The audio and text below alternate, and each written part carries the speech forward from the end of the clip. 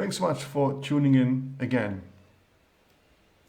I was always hoping that we can go live on Mondays to summarize the most recent event in Polish politics, and today we finally made it because it's Monday, November 9th.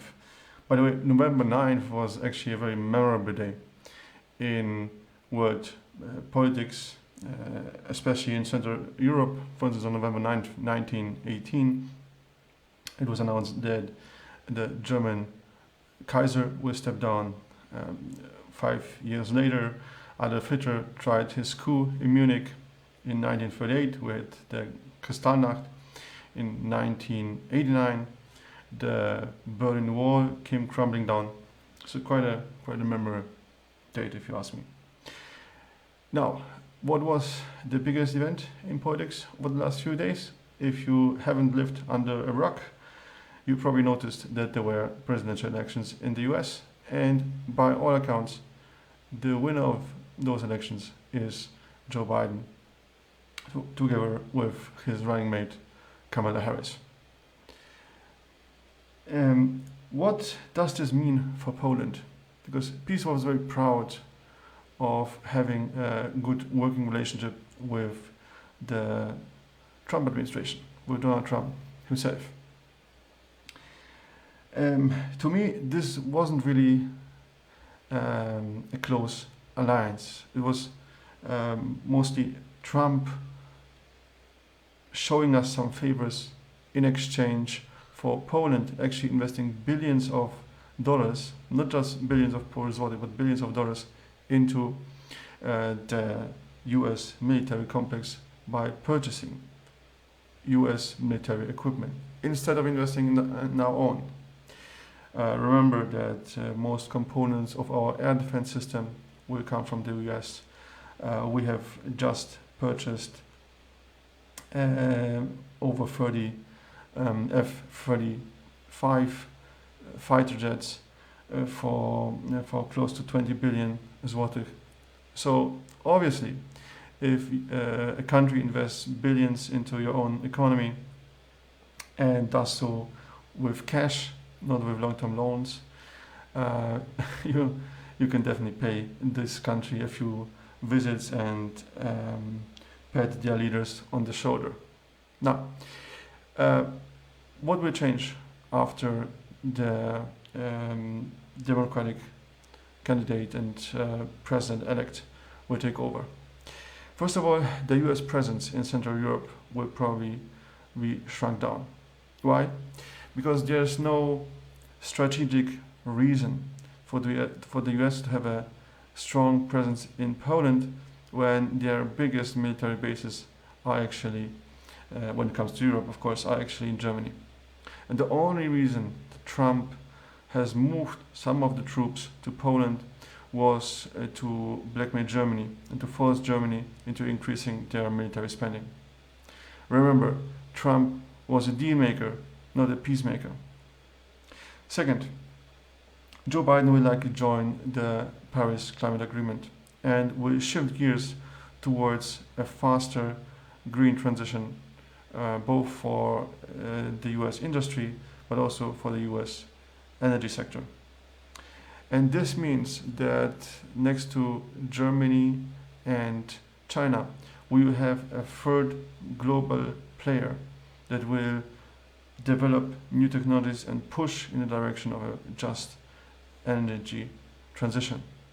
This means it will get harder for Polish companies to develop our homegrown unique strengths and advantages and the technologies that we have developed across most of the renewable energy types, like perovskites, for instance, when it comes to solar technologies, our own wind turbine designs, our own designs when it comes to geothermic power plants.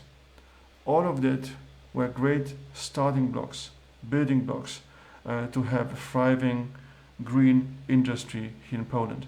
Now it will become harder to develop this industry because we need to compete not only against German companies and Chinese companies, but also US companies, which now, after Trump, will enjoy actually official endorsement from the US government.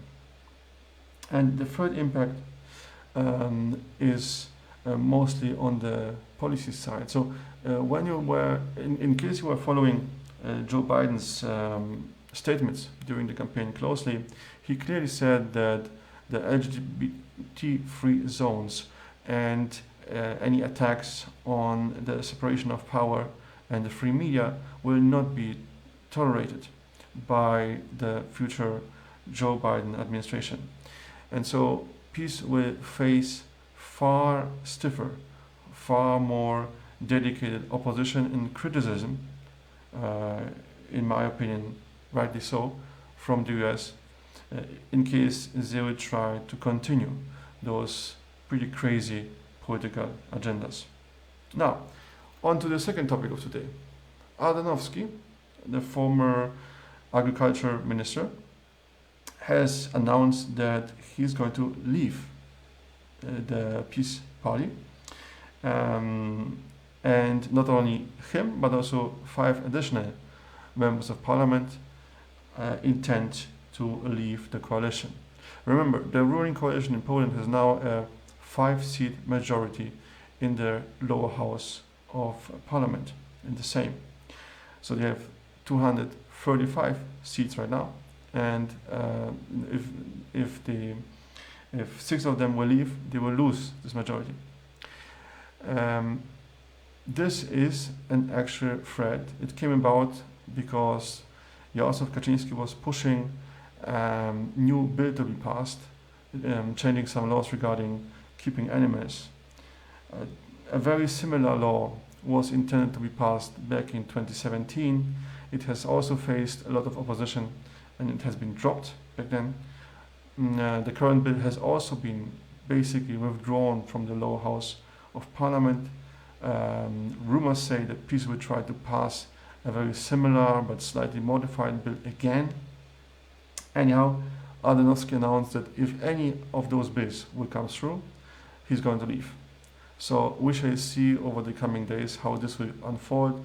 PiS has already postponed the next sitting of the Sejm by 2 weeks in order to sort themselves out and decide or find out whether they still actually have a ruling majority in the Sejm. So those events, together with the fight for reproductive rights for women, which have been recently reduced to basically a 100% no tolerance approach towards abortion, will certainly bring a lot of instability to a government which is already shaken by its inability to cope with the corona crisis and the health crisis that we're all facing right now.